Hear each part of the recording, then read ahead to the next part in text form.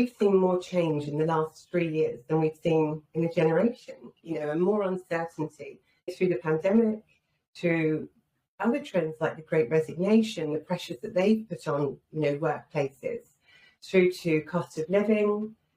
I've certainly seen more HR trends emerging, even in the last year, than there have been for many years previously. And the reality of the uncertainty in the macro environment will be impacting internally. And equally, the buzz headlines that we're hearing about things like quiet quitting, career cushioning, all of these different areas of consideration for businesses and people who are working are going to build towards that uncertainty, certainly keep the momentum around how people are feeling. The landscape is shifting.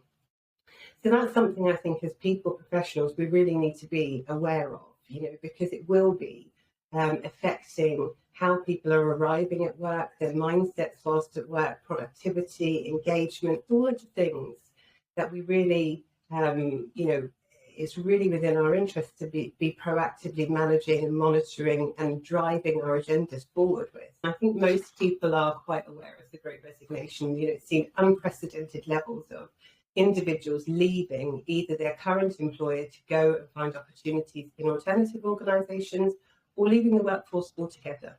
That's coupled with what we see as a boom, a ballooning of 30% in the gig economy. So we can see that people are taking other opportunities to, take self-employed, to have, focus on different, alternatives to being in full-time employment. So that's something that we've really had to navigate, and I think has affected most businesses. You've then got quiet quitting, which really appeared in the back end of last year, and that's about the psychological withdrawal from your workplace. So that is what we would have called back in my manufacturing days working to rule. It's doing what is required to fulfil the bare minimum needs of the role. And contribute to your organisation, but that discretionary goodwill, that additional effort, this trend is suggesting that people are withdrawing, those elements of their working practices. The career cushioning, and I think we'll go on a bit more about career cushioning because it's definitely one of the recent areas of development that's been described, and it's very much around the uncertainty of the economy, resulting in people feeling like they need a B plan. And that B plan might be, it might well be, opening your network, making sure that people are aware that you're available to other opportunities. It might be assessing your skill set to look at where your gaps are and proactively looking to fill those gaps. It might be taking a career coach, many different areas, but essentially it is about, finding a way to bolster a skill set. So if the worst does happen, and many are predicting the worst may happen, that there is an opportunity to, cushion the impact of that. So that's just a few to navigate around. So what we're seeing is from the data, from the surveys that we receive, is that people are tired, yes, and I think a stressed nation is one of the recent reports that I have, been looking to, talking about 74% of individuals have felt overwhelmed or stressed in the last year. You then go to surveys, from the ONS, and they're talking about how they predict, manage, and record, well-being using 4 very particular markers like meaningfulness, happiness, levels of anxiety. And what we're seeing is that these have deteriorated and not recovered to, previous to the pandemic levels. So this is still very real and will be showing up in workplaces. I think when you see all of these emerging areas, and it's largely been news that could be quite frightening to individuals and to businesses, there's a moment that we decide how we are going to approach that. And for us as a business, we have taken the view of trying to flip the lens on some of these trends to look at, what's the impact for us? What's the impact for our people? What can we expect? And how should we manage this? So I think that what's been really important for us is to focus on some of our existing strengths. If we think about Gallup and how they describe, strengths of individuals, organisations, and teams, and to really triple down our efforts in those areas. With so much uncertainty, a leadership responsibility, to my mind, is to place certainty where you can, to place assurances where you can within your workforce.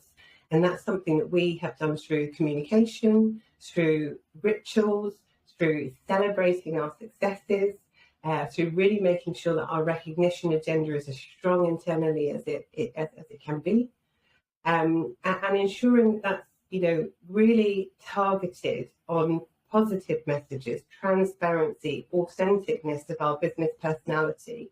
So we've done a huge amount of work around communication, as I'm sure many organisations have.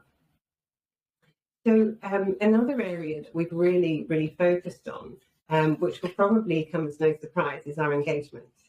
So when we look at measuring and monitoring, we can look at the trends, we can look at what we think is happening externally and how that can be impacting individuals. What we really need to do from that point is to ask the right questions. And that's partly through surveys, and for us, engagement surveys, increasing the regularity of those surveys and ensuring that we ask really meaningful questions. So to make that more concrete, we have added wellbeing questions. We have added questions about security. We have added questions that really lean towards and connect with the trends that we feel may be impacting individuals. So, expanding that wellbeing, expanding that engagement agenda has been really important for us. But I think more than the collection of the information, more than understanding just what is impacting individuals, is really taking some positive and targeted action based on what we're hearing. So we spent, and it leans back to the communication theme, but we spent a lot of time working with our business leaders to explore what we have found, to also make sure that we are aligned and connected in terms of our approach to how to respond to that as a business, and targeted action plans, from an organisation in a central perspective down to a functional perspective. Because what we have learned, and I'm sure is not unique to us, is that we can see variances in different areas of the organisation, and it's important to personalise our responses as much as is possible. Both the employer and the individuals have a very important role to play in terms of upskilling and wider development and career planning. So if I were to break that down, I think that the responsibility of the organisation is to build the capabilities that they're going to need for the future. And we've already touched on the fact that, as well as what we see as change in the environment, there has been a huge amount on digital transformation, and that has called for a different skill set to take businesses into the future. And that requires some education, it requires some learning and development, and it really requires an assessment of the capabilities that we have today and we need for the future. So I see that the responsibility of the employer is to put an infrastructure around that, so the job that is required for today and for the future can be undertaken. But more widely than that, I think that we see much in terms of the research and anecdotal evidence to say that people are leaning very much towards purpose.